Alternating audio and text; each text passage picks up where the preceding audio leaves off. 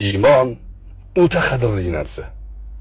Sufolar aytadilar: yetar rahmat suvi ko'k kavkabida, yetishmas qatrai gumroh labina. Ko'ring bu Tolibu Abu Lahabni, ulug' daryo labidagi xushk labni.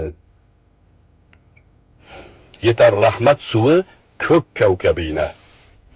Allohning rahmat suvi xohlasa osmondagi yulduzlargacha ham yetib boraveradi.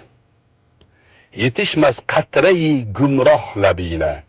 Gumroh bo'lgan, ya'ni ko'zi ko'r, qalbi ko'r bo'lgan odamning labiga tomchi suv tegmaydi. Butun yulduzlargacha yetib borgan rahmat suvi gumrohning labiga tomchi tegmaydi.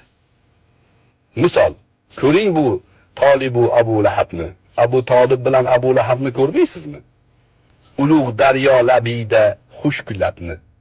Ulug' daryoni labida yashashdi, qirg'og'ida yashashdi. Ulug' daryo Rasululloh edi sallallohu alayhi vasallam.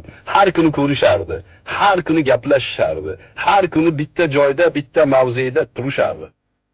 Rasulullohning oldida turishib, lablariga iymon rahmat suvidan tomcha qadar tegmadi. Xushk lab, quruq lab bilan o'tib ketishdi. O'shaning uchun do'stlar, eng birinchi qadriyat iymon. Buni mahkam o'zlashtirib, mahkam shunda joylashib olish kerak-da.